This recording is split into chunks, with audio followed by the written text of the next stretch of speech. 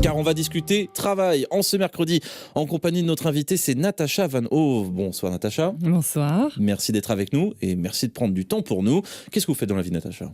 Je suis coach en entreprise et j'anime aussi des formations. Ok. Un domaine en particulier dans ces formations, une thématique de travail L'épanouissement au travail, vraiment le fait de s'adapter au changement, d'assumer l'incertitude en apprenant à se connaître et développer ses ressources. Ok. Alors, vous avez suggéré ce thème qu'on va traiter dès maintenant, qui va dire des choses à absolument tout le monde, c'est le thème de la pause au travail. Déjà, j'aimerais savoir dans quelles circonstances et pourquoi vous avez pensé à ce thème en particulier. Pour moi, c'est vraiment une thématique à l'ordre du jour parce qu'on parle énormément de burn-out, de stress chronique, et le fait de prendre un break au travail est une question de nouvelle attitude au travail, d'un état d'esprit où on se reprend en charge. Donc c'est une façon sympathique d'aborder des thématiques qui peuvent quand même être à la fois assez lourdes et peut-être négatives finalement, comme le stress et le burn-out. Alors là où vous intervenez, la pause, elle est dans les entreprises où vous intervenez, la pause, elle est perçue comment ? Eh bien, ça dépend. Les gens s'habituent petit à petit à l'idée de faire une pause, mais il y a quand même encore beaucoup de freins, parce qu'on est tous en mode action-réaction, on a une charge de travail importante, en tout cas on le perçoit tel quel, un agenda hyper chargé. Donc le fait de prendre une pause est encore souvent perçu comme du gaspillage, une perte de temps, et paradoxalement un manque d'efficacité, alors que c'est tout l'inverse. Alors c'est ça qui est un peu bizarre, hein. C'est vrai qu'on se dit c'est une pause pour un employeur, c'est un moment où mon salarié ne travaille pas, sauf que c'est pas comme ça en fait qu'il faut l'envisager. Pas du tout. Et à côté des pauses dont il faut bien entendu prendre soin, comme la pause déjeuner ou la pause bien sympathique café avec les collègues, ce que moi j'encourage de faire, c'est vraiment prendre des micro-pauses régulièrement tout le long de sa journée. Je dirais même avant de démarrer la journée au travail et après, mais qui permettent vraiment cette petite prise de recul, ce retour à soi, cette reconnexion à soi, afin de rester vraiment le pilote à bord de sa journée et de ne pas courir comme des poules sans tête. J'adore cette expression. Ouais, ou courir derrière après le nonos en mode, ou alors être complètement en mode automatique et ensuite l'agenda sans anticiper en fait le rendez-vous et se dit c'est qui ça déjà ? Ah oui c'est vrai, en improvisant ça va passer, effectivement. Alors effectivement, cette pause intelligente, on va y venir, hein, ces petites micro-pauses que vous évoquez, Natacha. Déjà, parlons déjà des pauses qui sont consacrées dans la loi, hein, le lunch, tout ce qui est pause légale. On les envisage comment d'ailleurs ces pauses ? Parce que généralement, c'est assez conséquent, hein, 10 minutes pour les petites pauses entre guillemets légales, pause café, et puis plus 1 heure pour le lunch. Comment on fait ? Mais les gens en prennent de moins en moins de ces pauses-là. Donc, c'est un petit peu passé d'un extrême à l'autre. Encore récemment, je croisais quelqu'un qui mangeait son sandwich en pianotant sur son écran.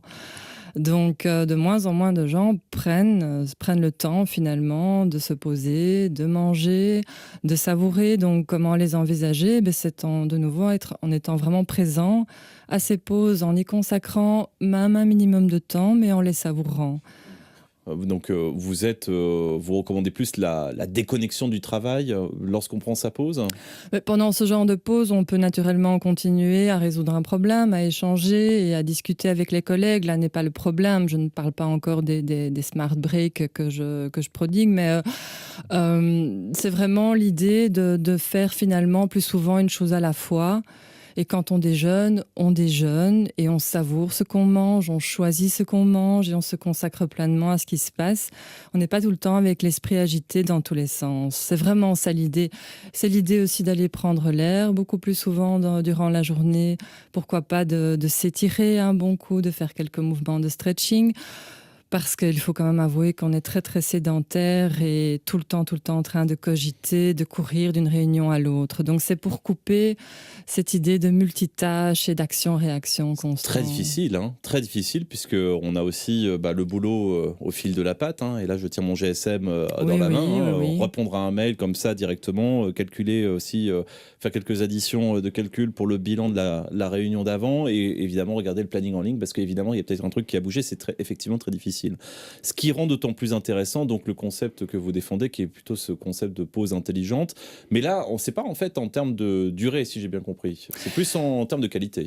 En fait, ce que j'encourage à faire, ce sont vraiment des micro-pauses de, je dirais, quelques secondes à quelques minutes, où on revient vraiment à soi, que ce soit en buvant lentement un verre d'eau, en le goûtant vraiment, en regardant par la fenêtre au loin, ou en prenant un bol d'air frais, ou simplement en faisant un petit exercice de respiration, de relaxation.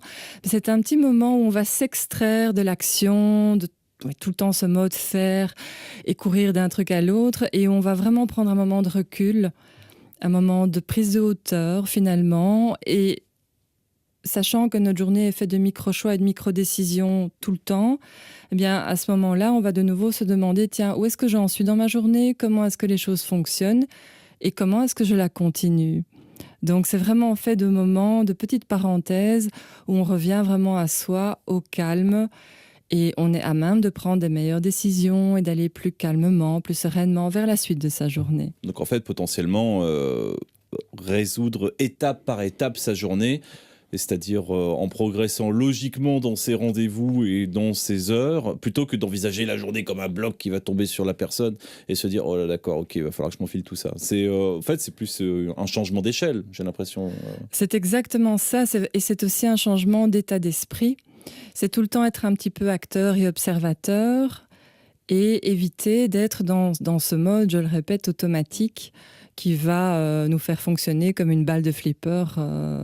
Donc, c'est pas très intéressant, finalement, de démarrer quelque chose sans plus réfléchir à la façon dont on fonctionne. Alors, ça, Natacha, pourquoi pas, mais est-ce que ça convient bien aussi à des jobs qui sont beaucoup plus basés dans l'incertitude, qui sont faits effectivement de moments impromptus où on a des rendez-vous qui tombent au dernier moment et finalement la charge de travail va évoluer au fur et à mesure, va grandir en fait très rapidement sans qu'on l'ait prévu. Ça fonctionne? Mais l'avantage justement, c'est de décider ce qui nous convient à nous, ce qui est tout à fait approprié, réaliste par rapport à son boulot, la nature de son travail, et ce qui va bien se placer comme petite pause.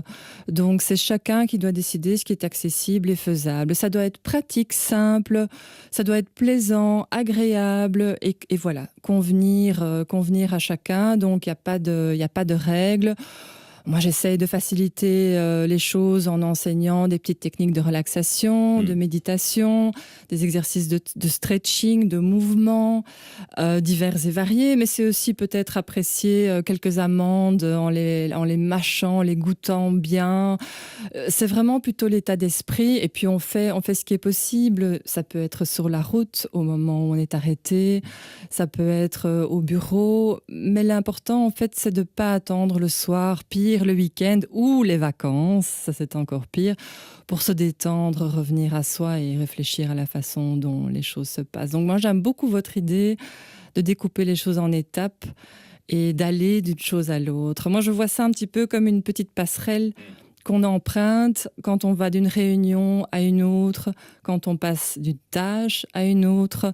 Donc on prend vraiment le temps de quitter quelque chose et d'aller vers autre chose en faisant un petit point sur la situation, si je puis dire. Natacha, avant de se séparer, est-ce que vous avez, par exemple, un petit exercice là à décrire pour nos auditeurs qui sont en train de stresser dans leur voiture avec les bouchons, etc., en toute sécurité, en petit exercice de relaxation, justement cette petite passerelle que vous décrivez? Oui, toujours commencer par prendre conscience de sa posture, vraiment de sa position. Alors en voiture, typiquement, il n'y a pas beaucoup d'alternatives. Ne fermez surtout pas les yeux, s'il vous plaît. Je crois que mon assurance n'aimerait pas beaucoup. Mais d'abord prendre conscience des points de contact, des points de frottement, d'appui au niveau du siège, au niveau des pédales, etc. Relâcher les épaules, la nuque. Et puis ramener son attention, tout en restant évidemment attentif à ce qui se passe sur la route, mais ramener son attention sur sa respiration. D'abord sans modifier quoi que ce soit, la laissant simplement venir telle qu'elle est, l'observer, et puis veiller à la ralentir et à la rendre plus ventrale. Comme si vous imaginiez que vous remplissiez tout votre abdomen d'air, tous vos poumons bien gonflés, et puis vous relâchez très très lentement. Et vous continuez à chaque expire à amener un petit peu plus de relâchement et de détente dans les jambes, dans les muscles de la nuque, des épaules, etc. Donc voilà, essayez ne fût-ce que cela. Et puis voilà, donnez-moi des nouvelles. Que tout se passe bien, évidemment. Et ça prend quoi? Ça prend une petite minute, 2 minutes, 3 minutes? Mais c'est ça qui est génial, le fait d'aller aux toilettes, de se regarder dans le miroir, de se regarder sourire, par exemple. Je donne un exemple un peu rigolo comme ça. Ça peut déjà suffire. Donc, il faut vraiment pas grand-chose, mais ce sont ces petits moments qui vont changer votre journée. Et je pèse mes mots, hein. Ça peut vraiment changer l'atmosphère, l'ambiance de toute une journée et sa façon d'aborder les problèmes en dédramatisant, en relativisant.